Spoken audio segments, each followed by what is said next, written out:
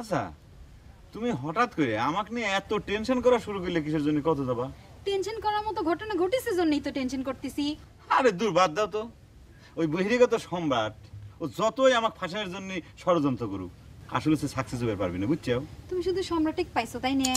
তোমাকে আমি যে কথা করছি তুমি সেটা করোগে যাও। তুমি আব্বার সাথে গিয়ে কথা কও। কি আব্বার সাথে? কে? আব্বা কি আমার ম্যাট্রিক পাশে সন্দেহ করতেছে নাকি? দেখছো ওই বহিরাগত সম্রাটের কথা আব্বার কাছে কত দাম বেশি? চুপ করো তো, খালি পাইছে এক সম্রাট। কইলাম যে সম্রাটিক নিয়ে চিন্তা না করলেও চলবি। তোমাকে যেটা করছি সেটা শোনো। তুমি আব্বার কাছে গিয়ে আমার আর তোমার বিয়ের বিষয়ে কথা কও। কইবে যে সে কি চিন্তা ভাবনা করতেছে, আমরা বেশি দেরি করবে চাই না। তারপর আগেরটা আগে করো, পরের হিসাব তোমার চিন্তা করা লাগবে না। আব্বা কি কয় সেটা শোনো গে, আগে যাও।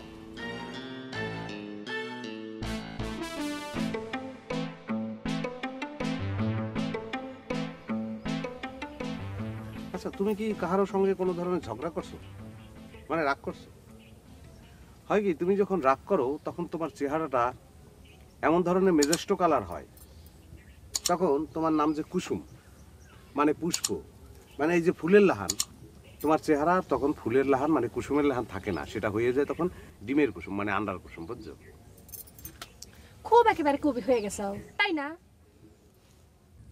আচ্ছা কবি সাহেব, কোন তো দেখি প্রেম আর ভালোবাসার মধ্যে পার্থক্যটা কি? প্রেম জিনিসটা হলো প্রেম যদি আমরা ধরি, তুমি আর ভালোবাসা সেই জিনিসটা হলো এখানে প্রেমের সঙ্গে যে ব্যাপারটা দাঁড়ায়, তাতে প্রেম এবং ভালোবাসা ধরি যদি আমি, তাহলে তোমার এই দুইটার মধ্যে কোনো পার্থক্য নাই প্লিজ।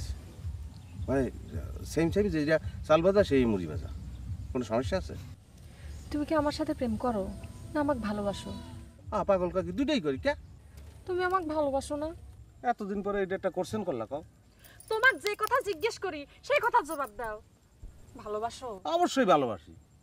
ভালোবাসি দেখেই তো তোমার বাপের চাকরগিরি করতে আসি, মানুষের গরু ছাগল জোর করিয়া করো করিয়া নিয়ে গুণার কাম করতে আসি। হুদা তুই যদি তুমি ভালোবাসেই থাকো তাহলে পরে অতি তাড়াতাড়ি আমার আব্বার কাছে যায় আমাকে বিয়ের প্রস্তাবটা দাও। আর যদি তুমি না দাও, আমার কথা যদি না শোনো, তাহলে আমি মনে করব তুমি খালি আমার সাথে প্রেমই করে গেছো, আমাকে একটু ভালোবাসো না।